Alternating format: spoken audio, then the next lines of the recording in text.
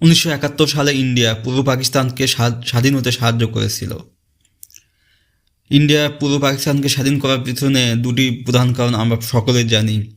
একটি কারণ ছিল পাকিস্তানকে চিরস্থায়ীভাবে দুর্বল করে দেওয়া, এবং আরেকটি ছিল পূর্ব পাকিস্তানকে স্বাধীন করার মাধ্যমে ভারতের পূর্ব সীমান্তে সামরিক সংঘাতের আশঙ্কাকে দূর করে দিয়ে ভারতের সামরিক স্থিতিশীলতা নিশ্চিত করা।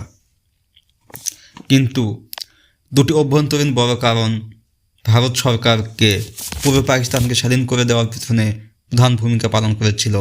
তার একটি ছিল নকশাল আন্দোলন এবং আরেকটি ছিল উদ্বাস্তু প্রবলেম। নকশাল আন্দোলন 1967 সালে পশ্চিমবঙ্গের একটি গ্রাম থেকে শুরু হয়। এটি কৃষক বিদ্রোহ থেকে শুরু হলেও এক পর্যায়ে তা সশস্ত্র আন্দোলনে রূপান্তরিত হয় এবং পুরো ইন্ডিয়ায় ছড়িয়ে পড়ে।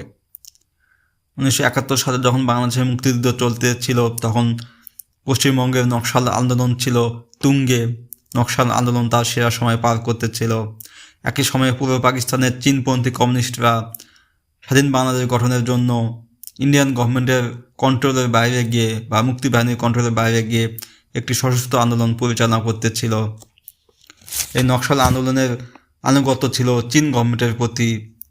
ইন্ডিয়ান গভর্নমেন্টের আশঙ্কা ছিল চীনপন্থী এই নকশালপন্থীরা যদি পূর্ব পাকিস্তানের সশস্ত্র পূর্ব বাংলা সরবরাহ পার্টির সঙ্গে যোগসাজশ ঘটিয়ে ইন্ডিয়ান গভর্নমেন্টের বিরুদ্ধে গিয়ে চীন সরকারের সহযোগিতায় একটি ব্যাপক বিদ্রোহ সংগঠিত করে বসে, তবে ইন্ডিয়ান গভর্নমেন্ট ব্যাপক বিপদের মুখে পড়বে এবং পূর্ব ভারতে ইন্ডিয়ার অখণ্ডতা এবং সার্বভৌমত্ব হুমকির মুখে পড়বে।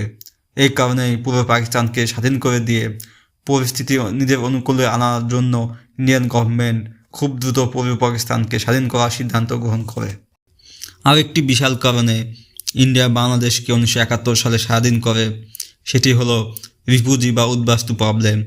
1971 সালের 25শে মার্চ পাকিস্তান আর্মির ক্র্যাকডাউনের ফলে ভয় পেয়ে প্রায় 1 কোটি মানুষ ভারতে গিয়ে আশ্রয় গ্রহণ করে।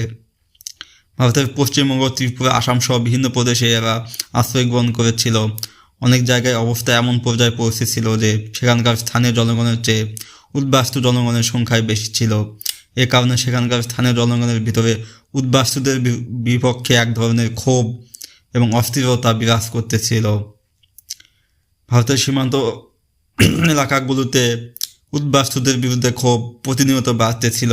এই উদ্বাস্তুরা যখন ধীরে ধীরে ভারতের অভ্যন্তরীণ বিভিন্ন ভূখণ্ডে চলে যাচ্ছিল, বিশেষ করে কলকাতা শহরে উদ্বাস্তুরা আশ্রয় গ্রহণ করতেছিল, তখন কলকাতার মানুষের ভিতরে এক ধরনের ক্ষোভ তৈরি হয়।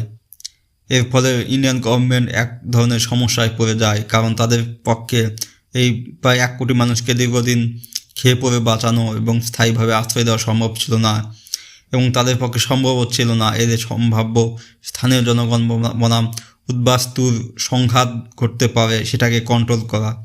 এই কারণেই ইন্ডিয়ান গভর্নমেন্ট পূর্ব পাকিস্তানকে খুব দ্রুত স্বাধীন করে দিয়ে পরিস্থিতি নিজের অনুকূলে আনার চেষ্টা করে।